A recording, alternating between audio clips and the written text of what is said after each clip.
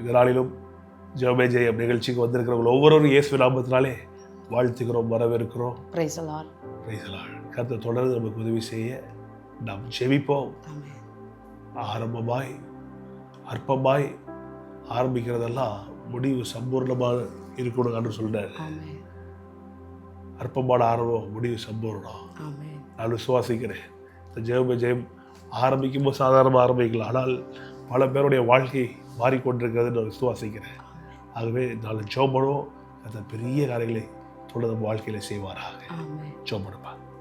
பரமண்டலங்களில் இருக்கிற எங்கள் பிதாவே, உம்முடைய நாமம் பரிசுத்தப்படுவதாக, உம்முடைய ராஜ்யம் வருவதாக, உம்முடைய சித்தம் பரமண்டலத்திலே செய்யப்படுகிறது போல பூமியிலேயும் செய்யப்படுவதாக. எங்களுக்கு வேண்டிய ஆகாரத்தை இன்று எங்களுக்கு தாரும். எங்கள் கடனாளிகளுக்கு நாங்கள் மன்னிக்கிறது போல எங்கள் கடன்களை எங்களுக்கு மன்னியும்.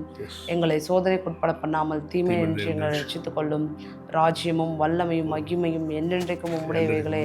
ஆமேன். பிதாவை நன்றி செலுத்துகிறோம், உம்மை ஸ்தோத்தரிக்கிறோம். கர்த்தாவே ஸ்தோத்திரம் ஸ்தோத்திரம். நன்றி அப்பா பிதாவே, ஸ்தோத்தரிக்கிறோம்.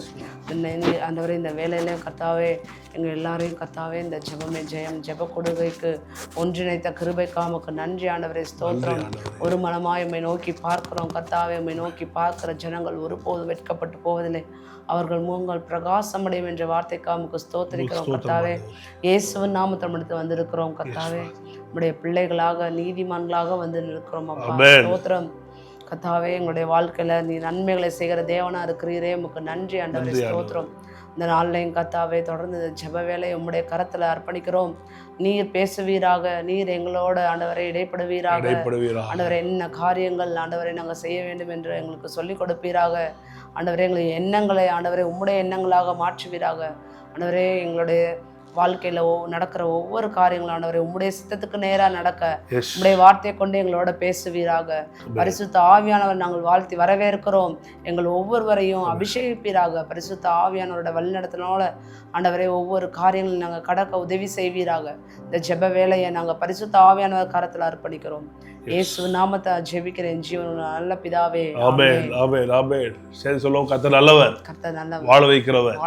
இந்த புது வருஷத்துல இந்த ஜனவரி 1ஆம் தேதியிலிருந்து நாம் செய்ய 112 தியானம் பண்ணிட்டு வருகிறோம்.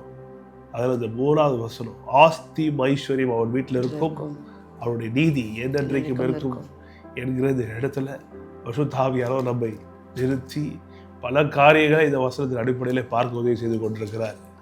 நான் சொல்லுகிறேன், பரிசுத்த ஆவியானவருடைய சத்தத்தை நாம் கேட்கிறது ரொம்ப ரொம்ப நல்லது. யோவான் 14:26 வாசிப்போம். John chapter 14 verse 26. யோவான் 14:26.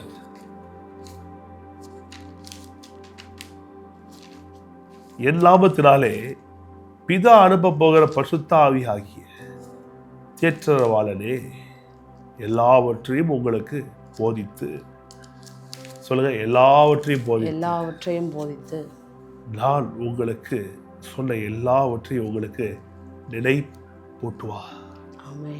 பரிசுத்த ஆவியானவர் எவ்வளவு பெரிய வேலை செய்கிறார் பாருங்க. But the helper, the Holy Spirit, whom the Father will send in my name. Holy Spirit cannot be given from the Father without Jesus. In my name, இயேசுவின் நாமத்தினாலே நமக்கு கொடுக்கப்பட்டிருக்கிற பரிசுத்த ஆவியானவரை நாம் இயேசுவின் நாமத்தினாலே தான் பெற்றிருக்கிறோம். ரட்சிக்கப்பட்ட நாம் பெற்றிருக்கிறோம். இப்படி பெற்றிருக்கிற நாம் தேற்றரவாளர் என்ன பண்றாரா? He will teach you all things. அவர் நமக்கு எல்லாவற்றையும் போதித்து பிரயோஜனமானவை நமக்கு போதிக்கிறவர், லாபகரமானவைகளை போதிக்கிறவர், செழிப்பாகிற திட்டங்களை நமக்காக வகுத்து வைத்திருக்கிறவர், பிதாவாகிய தேவனுடைய ஆழமான ஆசைகளை அறிந்தவர். யாரு? பரிசுத்த ஆவியானவர். இவருக்கு முன்னுரிமை கொடுத்து காலை வேளையில நாங்கள் உங்களுக்கு சொல்லுகிறோம், கர்த்தர் நல்லவர். ஆவியானவரை வாழ்க்கையில வெல்கம் பண்ணு சொல்லுங்க. Welcome Holy Spirit. ஆவியார் தொடர்ந்து நமக்கு உதவி செய்வாராக. இதை நீங்கள் நேரில் இப்போ பார்த்தாலும் சரி, இதை மாலையில் ரீடெலிகாஸ்டில் பார்த்தாலும் சரி, நான் உங்களுக்கு சொல்லுகிறேன், எப்போதும் வாய்த்து சொல்லிக்கொண்டே இருங்க, welcome Holy Spirit, lead me Holy Spirit. சொல்லிக் கொடுங்க, எனக்கு போதிக ஆண்டவரே, டீச் மீ ஹோலி ஸ்பிரிட். என்ன நடக்கும் தெரியுமா உங்களுக்கு? அவர் வரும்போது சகல சத்தியத்துக்குள்ள என்ன பண்ணுவார்? நடத்துவார். எல்லாவற்றையும் உங்களுக்கு போதித்து நான் உங்களுக்கு சொன்ன எல்லாவற்றையும் உங்களுக்கு நிலை போட்டுவார்.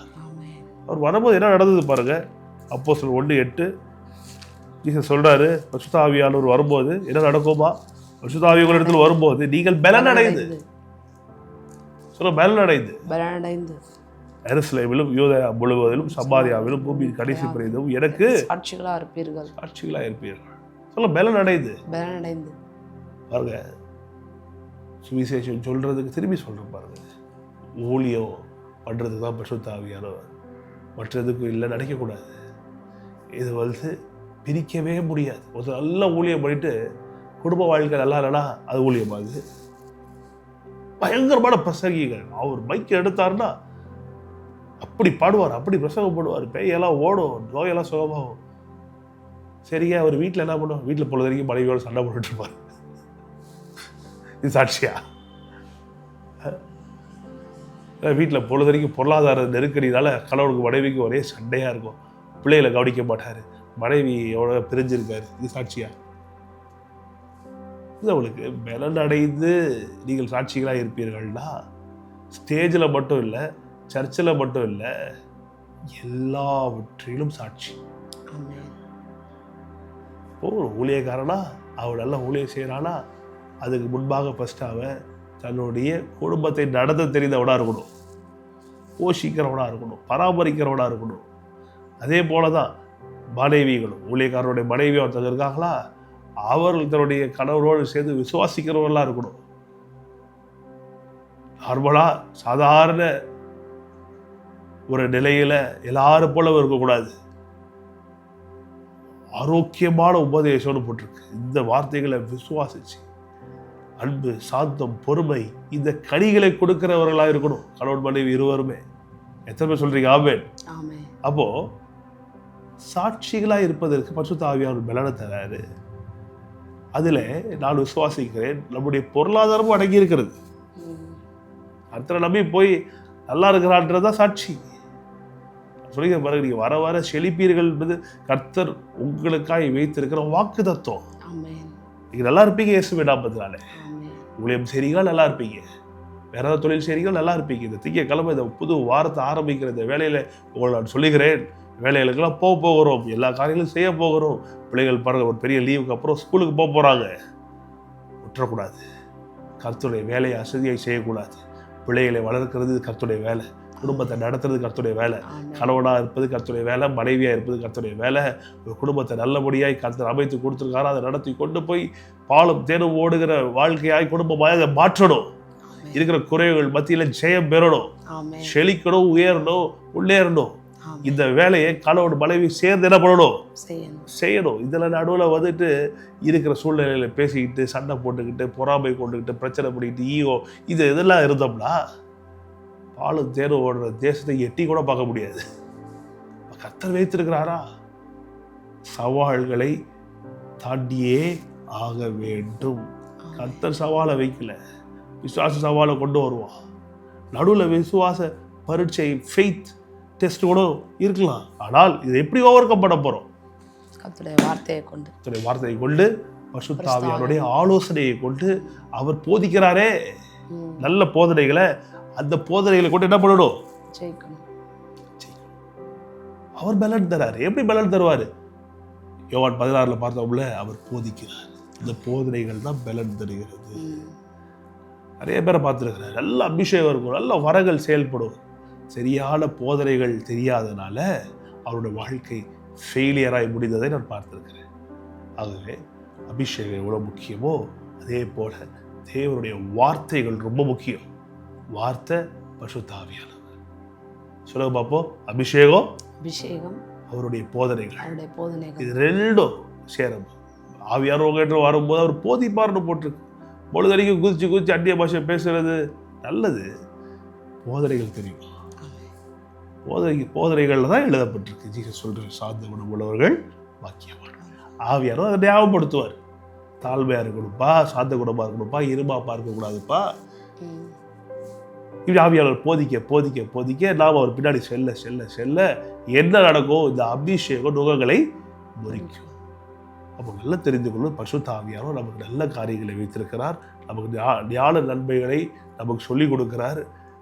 சீச சொல்லிக் கொடுத்தவைகளால் நமக்கு எடுத்து ஞாபகப்படுத்துகிறார். ஆகவே நிஜமாகவே நம்முடைய வாழ்க்கை ரொம்ப வெற்றிகரமாய் அமையும். இப்போ உலகம் முழுவதுக்கும் சாட்சியாக இருப்பதற்கு என்ன வேணும்? என்ன வேணும் சொல்லுங்க பாப்போம். கர்த்தருடைய வார்த்தை வேணும், போதனை வேணும், அபிஷேகம் வேணும், கூட சேர்ந்து பணமும் வேணும், ஆஸ்தி ஐஸ்வர்யமும் இருக்கணும். எல்லாம் இருக்குங்க. இருந்து என்ன பிரயோஜனம்? அது எப்படி போய் மற்றவங்களுக்கு சொல்றது? பவுல் போய் பிரசங்கம் பண்ணாரு, வார்த்தையை போதனையை வச்சிருந்தாரு, அபிஷேகத்தை வச்சிருந்தாரு. கப்பல் டிக்கெட் வாங்குறதுக்கு பணம் இருந்தால் என்ன பண்ணியிருக்க முடியும்? வாங்க முடியும். போய் இப்போ ஊராக போய் பிரசங்கம் பண்ணியிருக்கணும், கூடவே ஆட்கள் இருந்தாங்க, அவங்களுக்குலாம் உணவு கொடுக்கணும். யோசிச்சு பாருங்க, கொஞ்சம் கொஞ்சப்பா செலவாக இருக்கும். ஆகவே தான் சொல்லுகிறேன், பணம் பிரதானம் கிடையாது, பணமும் தேவை தான் சொல்கிறேன். ஆஸ்தி ஐஸ்வர்யமும் முக்கியம். பரிசுத்த ஆவியானவர் நம்மளுக்கு உதவி செய்வார். தரித்திர கட்டில் நம்ம என்ன பண்ணுவார்? வெளியே கொண்டு வருவார். உற்றக்கூடாது, தேவ பிள்ளைகள் உற்றவே கூடாது. அதனால தான் இருந்தாலும் சொல்கிறேன் பாருங்க, பரிசுத்த ஆவியானவரை இந்த திங்கக்கிழமை பிடிச்சிக்குங்க. சொல்லுங்க, welcome Holy Spirit, I welcome you. நாள் முழுவதும் எங்களை ஆதரிங்க, போதிங்க, தொடர்ந்து நடத்துங்க, எங்களுக்கு உதவி செய்யுங்க. ஏன்னா கர்த்தருடைய திட்டங்களை ஆவியானவர் அறிந்து வைத்திருக்கிறாரு.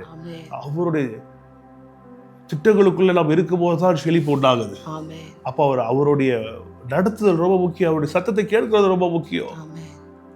இதை பார்த்தோம்ல, ஏசாயா 30 இருந்து என் ஆவியை கேட்காம, ஆலோசனையை கேட்காம நீ எகிப்துக்கு திரும்பி ஓடணும்னு நினைக்கிறிய, பார்வோன் பக்கம் போகணும்னு நினைக்கிறேன், நீ சபிக்கப்பட்டவன்டா, உனக்கு ஐயோ அப்படின்றாரு ஆண்டவர். அதனால தான் சொல்றேன், கர்த்தருடைய சத்தத்தை கேட்கணும், ஆவியாருடைய நடத்துதலை ஆலோசனையை கேட்கணும், உற்றக்கூடாது. கர்த்தருடைய வார்த்தையின்படி கேட்டு அவருடைய ஆவியாருடைய சத்தம் நம்ம பொழுது நம்ம வீட்டில் கத்திக்கிட்டு இருந்தோம்னா அவர் சத்தம் கேட்கும்.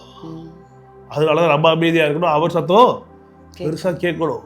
அதனாலதான் வீட்டில் சண்டைகள் இருக்கக்கூடாது, வீட்டில் பிரச்சனைகள் இருக்கக்கூடாது, வீட்டில் எப்போதும் கர்த்தருடைய வார்த்தை துணிக்கப்படணும், பாடல்கள் சத்தம் கேட்கணும், வசனம் ஓடணும், நம்ம வாயில் நம்ம வார்த்தை எடுத்து பேசணும்.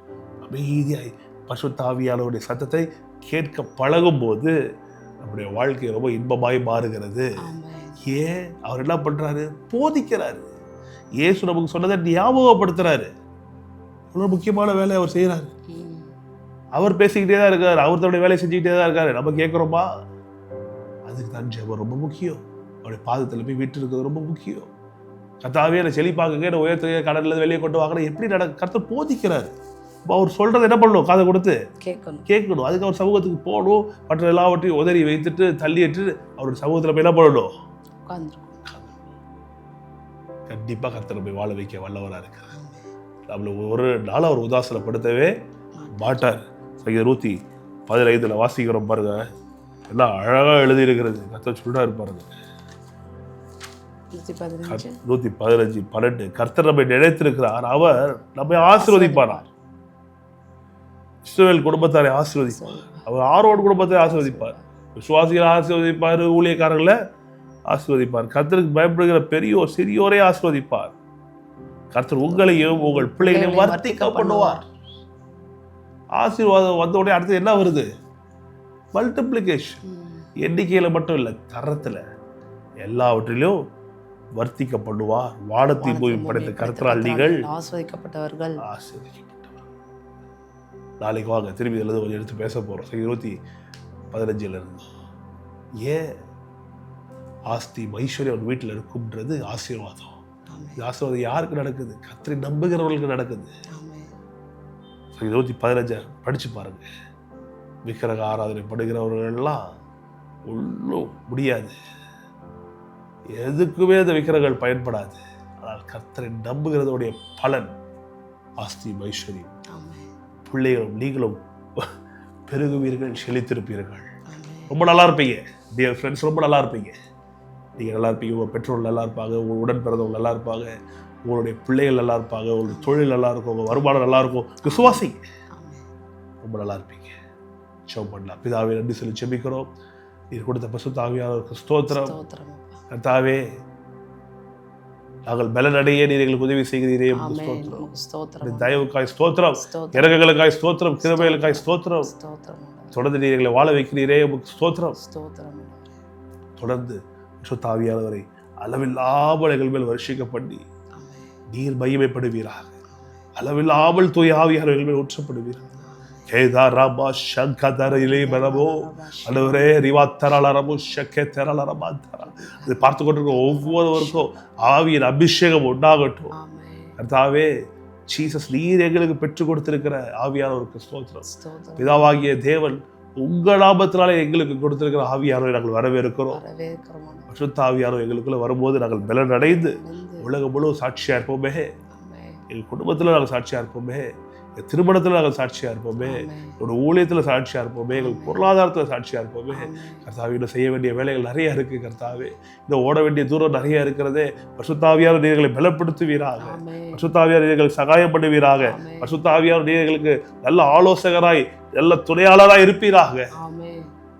பலத்தினாலும் அல்ல, பராக்கிரமத்தினாலும் அல்ல, உம்முடைய ஆவியால் எல்லாம் ஆகுமே. உமக்கு ஸ்தோத்திரம், ஸ்தோத்திரம். ஸ்தோத்திரம், ஸ்தோத்திரம். ஸ்தோத்திரம். கர்த்தர் துணையாய் நின்று எங்களுக்கு எல்லா காரியத்தையும் செய்து முடிப்பீராக. விசேஷம் இதை பார்த்து கொண்டிருக்கிறவர்கள், பலவீனத்தோடு இருக்கிறவர்கள் பலன் அடையட்டும். ஆமென். கடலின் பிடியில் இருக்கிறவர்கள் கடல் பிடியிலிருந்து வெளியே வரட்டும். ஆமென். தேவ ஆவியானவர் அற்புதமாய் நீர் அசைவாடி ஒழுங்கின்மை வெறுமையா இருக்கிறவர்கள் எல்லாம் நீர் சீரும் சிறப்புமாய் ஆசீர்வாதமாய் மாற்றுவீராக. ஆமென். உங்க நாமத்துக்கு மட்டுமே மகிமை கொண்டு வருவீராக. இதனால் முழுவதும் ஆசீர்வாதமாக எங்களுக்கு இருக்கட்டும்.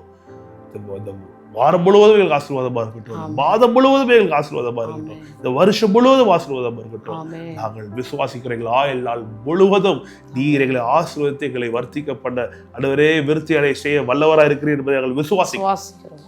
இயேசு நாமத்தால் ஜெபிக்கிறோம், ஜெயம் எடுக்கிறோம். நாள் முழுவதும் பாதுகாத்துக் கொள்ளுங்க அர்ப்பணிக்கிறோம். நல்ல பிதாவே. ஆமென். ஆமென். சரி சொல்லுங்க. ஆத்மாவே ஆத்மாவே கர்த்தரை ஸ்தோத்திரி, என் முழுவதுமே கர்த்தரை பரிசுத்தமாக்கி ஆத்மாவே கர்த்தரை என் ஆத்மாவே கர்த்தரை ஸ்தோத்திரி, கர்த்தர் செய்த ஸ்தகல உபகாரங்களும் என்றும் மறவாதே. Shalom people, God bless you. கர்த்தர் தொடர்ந்து உங்களை ஆசீர்வதிப்பாராக, உங்கள் பேரை பெருமைப்படுத்துவாராக. ஆமென். பாதுகாப்பா இருங்க, சந்தோஷமா இருங்க, விசுவாசமா இருங்க. விசுவாசமே உலகத்தை ஜெயிக்கிற ஜெயம். யோசுவா கேலப் மாதிரி தான் இருக்கணும். நீங்க யோசுவானா நான் கேலப், நான் யோசுவானா நீங்க தான் கேலப். நம்ம சேர்ந்து ஜெயித்து சுதந்திரிக்க போகிறோம். Thank you. God bless you. Love you so much. Praise the Lord.